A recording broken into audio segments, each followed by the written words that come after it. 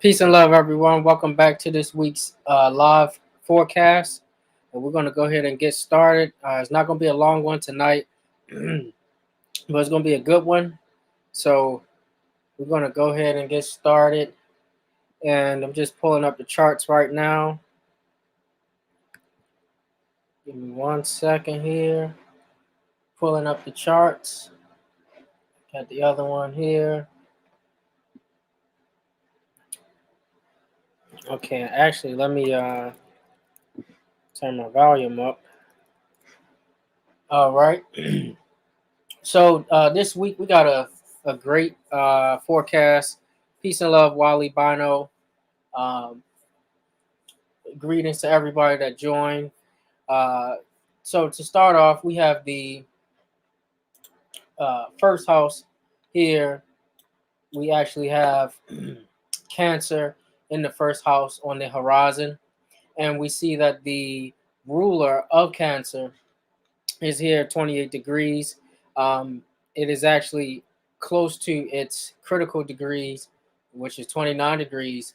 And we just had this partial lunar eclipse, and I was able to catch it. It was a good one.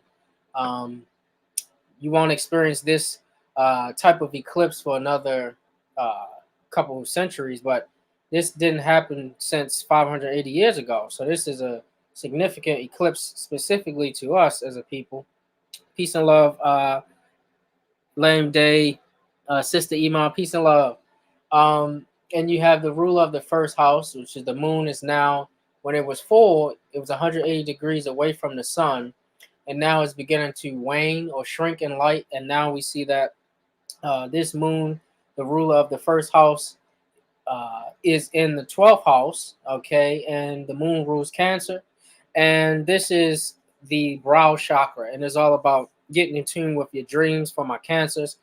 This is going to bring up some deep hidden fears, or deep, or some of your darkest secrets that you keep to yourself in the 12th house. This is all about learning how to get in tune with your intuition. When the moon is home, it's the most comfortable. So for my Cancers, this is where your personality comes out more. And when you try to express yourself with the collective in the 12th house, this is where you journey on your own, because this is, doing things by yourself to an extent, or in your private time, to elevate your thoughts and your emotions. You have this Gemini house here, and you have the moon in the 12th house. So learning how to tap into your deepest emotions on your own private time. Okay. Peace and love, FIFO, Angela Johnson, Willie Rivers. Oh, and I got your email. I've been getting your emails, brother Willie. So I definitely appreciate all the content and the information you send me. And for my Cancers here, this is literally all about, how can you get out of your own mental prison. Okay, the 12th house represents prisons, cells, institutions. How can you get out of these things and begin to escape the thoughts that others you may accumulate, take on their thoughts and their situations and circumstances, and this drains you emotionally. And Cancer is the crab, so it's all about latching onto things, and sometimes you can latch on other people's thoughts or even their emotions. So it's all about learning how to deal with it. Yes, you can empathize and sympathize for people, but you also got to know when it's too much. If you're a Cancer, Sun, Moon, Horizon, and this is where you got to learn how to not snap on other people. Okay, once you get the information, and this is for my Cancer, Sun, Moon, Horizon. So then when we look here at Leo in the second house, Leo over this second house, this is all about the ruler of the second house, which is the sun, in the sixth house, or making his way to the sixth house, is at 29 degrees in the fifth house of Scorpio. This is bringing Scorpio season to a close. We're about to enter into Sagittarius season, so happy Sagittarius season to all of my Sagittarius, Sun, Moon, Horizon. And with this Sagittarius season, it's about to bring on a whole new aspect or theme for this new cycle. So your purpose will shift as the sun shift into the sign of Sagittarius. But right now, with it being in the fifth house, the moon is shrinking, the sun is at a critical degree, 29 degrees, is all about reshaping your theme and your purpose, learning how to let go in order to get better. Okay. Islam Anubis Entertainment. Um, when it comes to my Leo, Sun, Moon, Horizon, this is where you begin to look at your fixed approach, because Scorpio is a fixed sign, Leo is a fixed sign. Having a fixed approach to your health, your services, okay, because you're moving into the sixth house. So it's going to be all about your routines, how you earn finances through hard work, employment, recognition, and through your coworkers, the cooperation with them, leading them. And this is also where you begin to earn through health related fields. So you could be in many or various different health related fields and earn that way. And always remember that a healthy lion makes a better hunter. So if you haven't been taking care of your health, Leos, you definitely want to focus on that now as the sun shift, because the ruler of your house is more so in the sixth house. So you definitely want to look into that. Okay. Yeah, ask me that again. I am day. We're gonna get to that at the end. So the third house here, you have Virgo on the third house, and the ruler of Virgo is in the fifth house, Mercury. So when you look at these two chakras here, the brow chakra, the moon, and the sun, then you begin to look at the next chakra, um, which you're looking at your throat chakra. Okay, when you're looking at uh, the third house, this is the throat chakra, and Mercury is here. So for my Virgos, this is all about exploring deeper ways, because we getting beneath the surface with Scorpio. This deals with earth, water, getting below the depths of the earth and the water. And so this is all about getting in touch with your mind, okay? And Mercury dealing with the mental capacity. Your throat chakra, all thoughts, all communication comes from your throat chakra. So for my Virgos, this is tapping deeper into your own inner truths so that you can begin to entertain others. This is in the fifth house of entertainment, play, children. And so this is ways that you can begin to get more creative and also entertaining for those who you are in contact with. This is even where you can begin to use storytelling, because Scorpio is the scorpion that loves to go on a journey, and Mercury likes to travel as well. Is also you can say that it's quote unquote the god Nike that likes to travel. So, and this deals with quick traveling. So you can actually take people on a journey with your storytelling, and help people to get rid of their dark thoughts, to help them to elevate their thoughts. And this is kind of like the element Quicksilver with Mercury here, but in a fun and effective way. So this is how you'll be able to use the power of your throat chakra for my Virgos. And then when we look at uh, Gemini here in the 12th house, this is where we're looking at the throat chakra again as well. This is where you're looking at the ruler of the 12th house is in the fifth house. This is channeling information from higher planes. This 12th house is the hidden realm. So you channeling information and getting higher frequencies so that you can become more involved uh, and more involved in different type of ways. So if you're working at a prison system or Mercury in the fifth house, this is like athletics. So you could be working for the um, prison athletics, or even with the 12th house in Gemini, likes art museums or just museum history museums, or some type of poetry. Any of these things will be able to help you to gain more confidence with building your throat chakra, and then you'll be able to use your creativity with that air. And the north node is what you're being called to activate with this 12th house. So you might actually be feeling alone, but you're being called to actually use this throat chakra in a way that's going to be creative and effective for other people. Um, when we look at the fourth house with Libra, We see here, this is the heart chakra. The ruler of the fourth house is in Venus. I'm sorry, in the seventh house in Capricorn. You have Venus that rules over the heart chakra. And this is where you begin to get peace of mind from being in harmony with others. Uh, your mother have a strong say or influence at this time, and this is where you desire a spouse like your mother, or that motherly figure. And especially if you're dealing with a home-based business, because this is the fourth house dealing with home, and then Capricorn is all about that business aspect of life. So this could be a home-based business or business that you love. It could be dealing with real estate in the fourth house, and that could actually be favorable for you, for my Libras. um, Closing out those deals at this time could be major. um, and then when we look at Taurus, you're also looking at the heart chakra as well. This is all about learning how to detach from people. You're dealing with networks, groups, friends, technology, societal norms.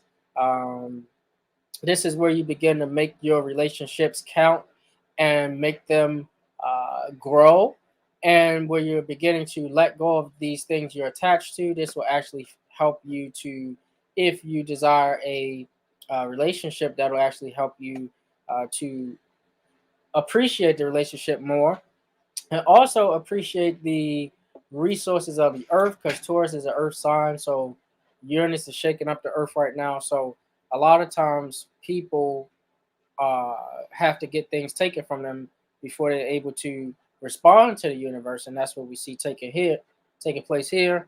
Um, and this is also all about connecting with those. This is the 11th house, connecting with those people who will not go with the societal norms and conform, because that is just continuing to keep the status quo, that old Capricorn theme of the old age.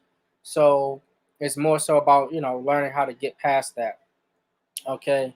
And then when we get here to the solar plexus, we got Mars here. So if you got an over or hyperactive solar plexus, you're trying to gain more confidence, you're trying to gain more um, confidence in knowing the direction that you desire to go now that the moon is shrinking. Um, Mars rules over Scorpio, so it's home. This is giving you the ability to be more imaginative so that you can have more fun. Fifth house is all about fun. And sometimes the best way to fight is to let go, especially during this time. The moon is shrinking, so it's time to start thinking about things to let go so that you can have more fun, um, and stop forcing things and fighting for things that is no longer serving you and only detracts from your self confidence. And then when you look at Aries, this also Mars rules Aries in the 10th house. This is also dealing with that solar plexus as well. For my Aries, you are the risk takers. This is all about taking a risk on yourself, willing to take risks that make sense, that will help you to bring more excitement into your career or into the public eye. And this is the energy of not going back and forth with your supervisors, managers, co-workers, because this career search, this shift in career, being in the public spotlight can be challenging. But if you want to enhance your solar plexus, slow down on that career search, and really try to dig deep and figure out what you desire, that will actually help you to um, find the best career path. So I think that will help you when you work on your imagination as well. And then when we look at the sacral chakra, this is where we begin to look at Jupiter, okay, and the ruler of the sixth house, Sagittarius, is Jupiter here, and is in the eighth house. And this is all about broadening your vision, again, so you can see deep into the future. Um, you can heal others through resources. Eighth house is about resources. It's also about debt. So you can actually be discharging debt or obligations or alleged obligations, or you could be actually acquiring some type of inheritance. And not every time or all the time the inheritance is resources. Sometimes it could be people. And Aquarius is the humanitarian sign of dealing with others and people. The eighth house is dealing with others. So this is having the ability to heal people and other people through your different skill sets with your service. Okay. You also have your part of fortune there. So this is where you gain fortune when you complete your task. And in the South Node, learning how to get out of the self righteousness with your approach, because it'll yield you more benefits when you do that. Um, and this is also learning about how to be patient. You might see the vision and you might see those people who can help you, but you also still have to be patient. You still have Saturn there in that house, reminding you that you need to have more discipline as you explore your desire to fulfill your pleasures of life. Are you dealing with different people's resources, partners' resources, even sex? As you're exploring all these different walks or areas of life, the goal is, yes, you can have the vision, but you also have to be patient. And this is also the wealth indicator here. So, Sagittarius, the wealth of technology at this time, the wealth of people and networks. Um, and this is where you get that wealth through discipline. Saturn is all about discipline. And this is where you also need to take care of your eyesight as well. And this is also dealing with debt. And so the debt is part of your vision. And another portion of this sacral chakra is connected to uh, the ninth house of Pisces. Pisces is also ruled by Jupiter and Neptune, and we begin to see that this is learning how to combine uh, learning, because the ninth house is all about learning, um, and Pisces is dealing with Neptune being home, is dealing with the esoteric or philosophies of the occult or hidden realm as well. Now, Neptune is in Pisces, and this is another thing that is huge, because you won't see this happen for another long, extended period of time because of Neptune's transit. And when it's home, whenever a planet is home, it's happiest and it wants to influence you, just like when you're at home, you take your wig off, you let your hair down, you really get deep into who you are, and you are most comfortable. That's what the planets are, so they're more influential when they're home. But Neptune is teaching us the lesson all about tapping into the resources available to us through the hidden realm. And so this is where you might get from Pisces major breakthroughs through uh, your psychic abilities or downloads. This is where you also can heal others, because Pisces is the sign of sympathy and empathy. And this is where you can heal others through philosophy of the occult and be a great diplomat. And you can actually uh, heal others, because Jupiter rules over Pisces as well, dealing with journeys, and the people you meet on the journey will actually help you to develop your sacral chakra as well. And so the last chakra, when we look at the root chakra in the seventh house, the ruler of the seventh house, Saturn, is in the eighth house. And this is where you're learning to um, choose a partner. You're going through the experience of learning how to distinguish and have discernment between choosing partners through uh, the wealth that they have, their qualities or traits that they have, or through sex. Okay. And this is where you are married to your secrets for Capricorn. And this is where you can, your open enemies can actually influence your debt or alleged debt. So you definitely want to look out for those open enemies at that time. Now, they force things on you. You can see here in the seventh house, this is all about the rules of engagement in the seventh house, international law, or beginning to, have interactions with other people. And here's the open enemy here. So you definitely want to be careful and know your purpose and why you are doing what you're doing in relationships, in business, in unions, because it will spoil over to your assets or debts. Okay. And when we look at the point of karma, we're looking at the root chakra of Saturn and Aquarius. Capricorn and Aquarius are both ruled by Saturn. This is the base chakra. And this is the need for Aquarius to have more structure. More structure for what? You're dealing with air, you're dealing with your ideas, your actions, your interactions, because it's the seventh and eighth house with others. Aquarius deals with other people and letting go of structures that stagnate humanity. Okay, so you got to let go of those things that you've adapted that no longer serve you. Okay, so um, I'll answer your question now. Um, let's see here.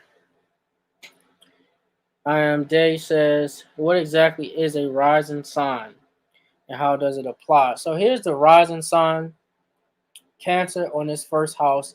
We use whole signs to make the houses evenly divided. The circle gives you 360 degrees, and each house is divided by 30 degrees.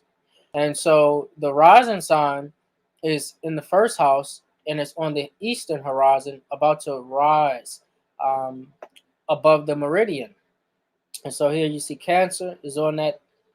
You see Cancer is here, and the rising sign points to how you are going to achieve or accomplish your purpose in life. And Cancer is on the horizon now, and they say all life began with Cancer on the Tropic of Cancer. Even when you look at sidereal, now this is the horizon sign, Cancer. Okay, and so let me know if that answered your question. Now let's go ahead and look forward. This is on Monday. Okay, you still have the moon in Cancer. You have the moon in Cancer. Um, it's home. So my Cancer crabs, you feel the most comfortable, but you have this opposition um, with Venus in the seventh house. You have this trine going on with Mars that's also home in Scorpio in the fifth house. And you also have this trine that's going on with Neptune in the ninth house. So this is a great water trine. You see this trines, the triangle, the great seal. Oh, spooky. No, this is dealing with harmony. The triangle produces harmony. And so you have water, all of these emotional signs or intuitive signs or psychic signs are aligning so that you can lead, dealing with Mars, first house leader, lead with your intuition. Okay, just gives you the courage to make the first move if you are looking to potentially date your soulmate or when you cross paths with your soulmate. If you want to connect with your loved ones, and because you have this Venus opposition, seventh house and first house, 180 degrees apart, this Cancer dealing with water element, then you have Earth with Capricorn, so it's 180 degrees away. It's that mirror effect. It can be tough because whoever this figure is, whether it's an aunt, mother, sister, cousin, and you got this mother figure here, the moon, this feminine energy that you're going to be dealing with, that wants to be the life of the party, you're going to have to learn how to, or you'll get the energy to push past this person on Monday and overlook the flaws, the hate that they throw at you, maybe some backhanded compliments, but you're going to be able to push through that. So you're still going to be good. Um, and that's going to be good for Monday. And a lot of times with, you know, this person here, you've been dealing with them a long period. Capricorn likes to deal with a long time. You have enough emotional maturity to deal with this person and to tap in and know that, you know, they're going through their own thing on this day. Okay, so yeah, so let's look at Tuesday. Okay, and Tuesday you still have the moon in Cancer, And with the moon in Cancer, you still have this opposition going on. So you're still going to be dealing with the effects of, uh, this person and the energy that they're giving off, but you're still going to be on a high from this moon phase. Okay, so um, it's going to be a good time to, just soak up all of that intuition and all of those downloads that you'll get with all of this water energy. Um, and so you'll be getting this on Tuesday as well. And remember that the sun is transitioning to Sagittarius, South Node in Sagittarius, making that opposition to the North Node. So it's still the battle of the nodes of the moon taking place. And you still, now you have Mercury at 29 degrees. So the changes that's about to take place on Tuesday could be for the better or for worse, okay? Because you're dealing with uh, this transition when the moon is almost making its way back close to the sun. It's now is the time to start to get rid of things and start to take off the book bag of stress and baggage. Okay, so this is changes for better or worse. Okay, and Larry Green said, "Is there a 13th sign?" Um, there is 36 signs. Okay, and I'm going to be bringing a system that is going to be dealing with our ancient sciences, because the signs are based off of the seasons, the four seasons. We're going to get into that, but it's actually 36 signs. It's not just 13 as they say. It's 36, and a lot of this was hidden and lost from the temples and halls of Kemet. But I'm going to be getting into that. I'm actually writing a book on that now. But so okay, so yeah, so that's Tuesday. Now let's look at Wednesday. Wednesday, now you have the moon in Libra. Okay, I'm sorry, in Leo, and with the moon in Leo, 4 degrees. Hold on one second.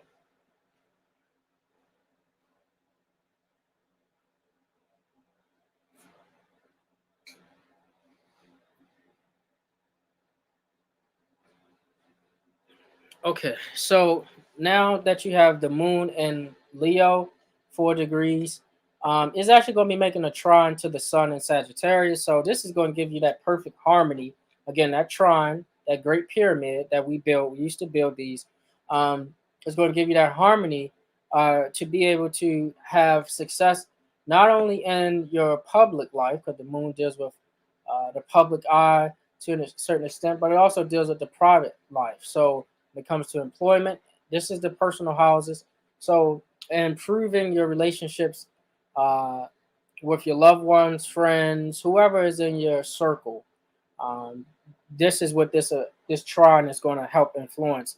And women at this time will definitely be influential. You have the moon in Leo, the moon mother, Leo, that cat, and then also making that trine up to again, um, Neptune as well. So you throw in that piece of love, Ellie Vargas. Um, so you definitely going to have that influential mother figure that will come in as well. So this could be the matriarchy or someone that you look up to in your kindred as that.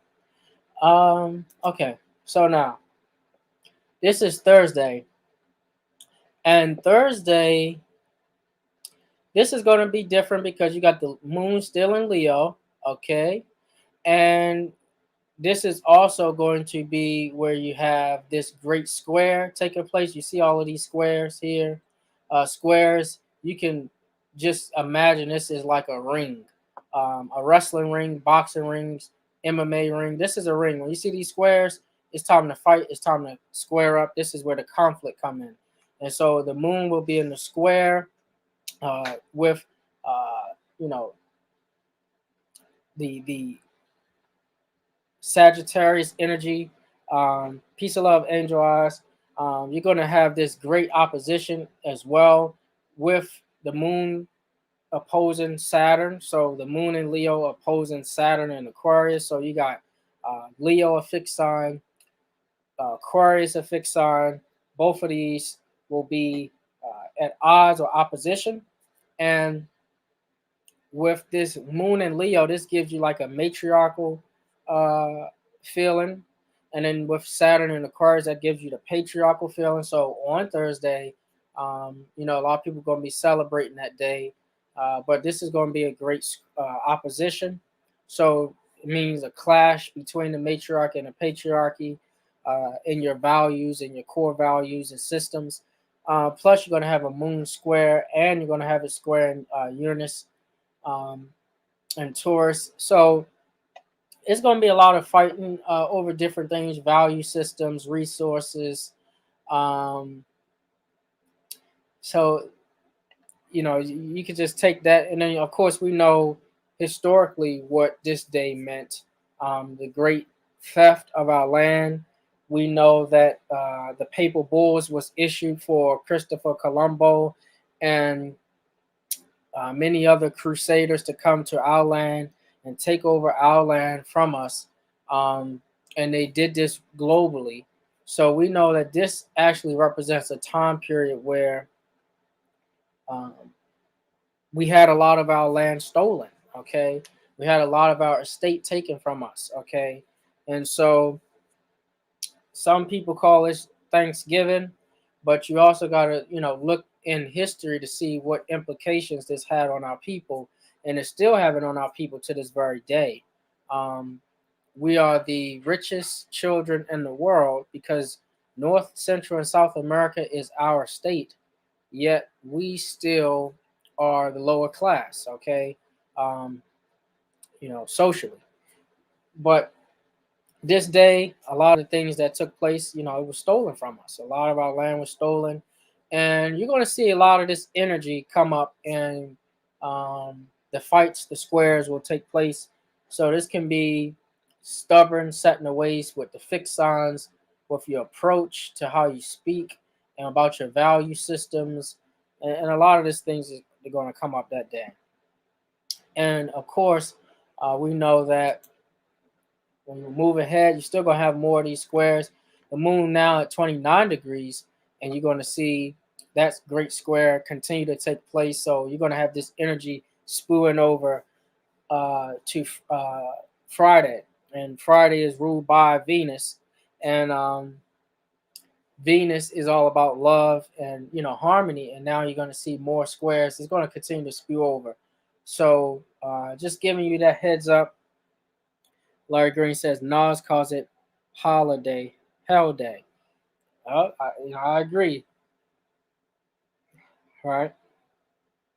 Ellie Vargas says you cannot buy land, you can only borrow it. That's true because we all just trustees. That's true. Okay. So let's go ahead and look ahead to um, this is Saturday. And you see here the sun 5 degrees, Mercury 5 degrees. Both of these are conjunct in Sagittarius. Um, this gives you a great opportunity to go ahead and um, you know make better plans. This is where you could really Sagittarius is all about using your arrows to shoot and hit the target. So you can really plan. Mercury deals with planning and communicate. You can plan some things for your soul's purpose here that will actually be in harmony, and this will be good for social activity. So things will begin to cool off, and this is where you'll have increased interaction with your relatives and loved ones on this day. So things will begin to shift. You still have a few squares here, but this is all about your perception. You still have the ability to be a peacemaker, but don't try to use the self-righteous approach in your talking with other people. Okay, uh, so this will actually take place, and let's look, and this will go over into Sunday as well, where you have the sun and Mercury at 6 degrees, and you still have that sextile going. The moon has now moved into Virgo, so now you'll be more analytical and reflect on the things that you said over the last couple of days, and you'll be able to see different angles. Whereas a couple of days ago you were fixed, you didn't want to see. Okay, so it'll be different approach, and it would be for the better. Everybody would have a chance to see different sides and different angles. And then, of course, you have, this great opportunity to share your ideas. So um, this is a great, spread or reading, I like to say. Any other questions? Any other question?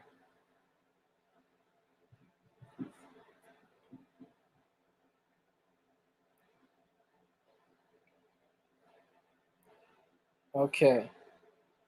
All right. And he says, okay, well, let's see here. Let's look at the card for the week. I'm gonna do one card because this is gonna be a lot of stuff.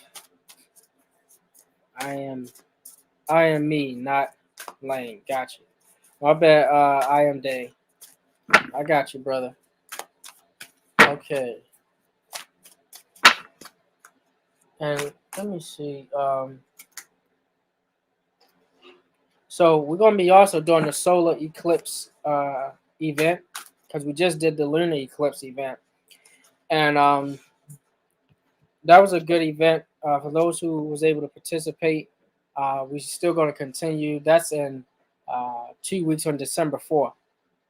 December 4th, the solar eclipse will take place in Sagittarius, so you definitely want to set your sights on that. Um, let's see. Here we go. We got the juggler in reverse. Okay, let me. The juggler in reverse, and the juggler in reverse is again aligning with your path, aligning with the direction that you're headed. And now, as the signs shift, we're going to head towards Sagittarius season. Now is the best time to get in tune with your purpose. And this is not just blindly walking. This is actually some people going away from the purpose. I'm getting a sense. I'm picking up that some people are getting further away because they're looking more towards the material. So this is where you'll get a chance to redirect and realign. Um, let's see why. Let's see. Princess of Sword in reverse. Not taking in enough information or wisdom or advice from the right people. And this can be surrounding Capricorn, Pisces, Aquarius energy. Okay. All right. Peace and love, Christine Hutchison. North Node in Cancer in the eighth house. So my North Node is in the eighth house. Not in Cancer though. That's right. And let's see why. Okay. Let me see. Spread here. The Charmer. Okay. And let's. Yeah. Well. Yeah. As this cycle is coming to a close for Scorpio and then shifting into Sagittarius. Uh, I would definitely give you a heads up that before we get to this new moon, you definitely want to, go ahead and pin things down on paper because this cycle that we just entered into is like another time warp or time loop system where you'll be on a continuous cycle with the same people, same situations, circumstances. If you don't tap in, because right now the time loop is being controlled by the few, the elite. And so now is the best time to tap into uh, yourselves, okay, the innerverse, so that you can really be in tune with what's taking place in nature, not man-made created time. Okay, so that would be my advice because based off of the spread, I got the teacher upright, I have the desert hermit, and I have the emir of disc in reverse, and I also have the trauma upright. So again, this is some people needing to tap into their personal power to make things happen. That's right. That's right. I am Day. We all trying to figure ourselves out, and we're going to be definitely getting deeper into these astrological tools. Okay, because I have many different things I want to share. But of course, all in due season. So I hope this was able to help you all out tonight, and we're going to continue to build this week. Monday, we're going to do a build and put it in the community tab, and then we'll go from there. So you all enjoy the rest of your night and enjoy the rest of your week. And remember always, may your soul find satisfaction, peace, and love.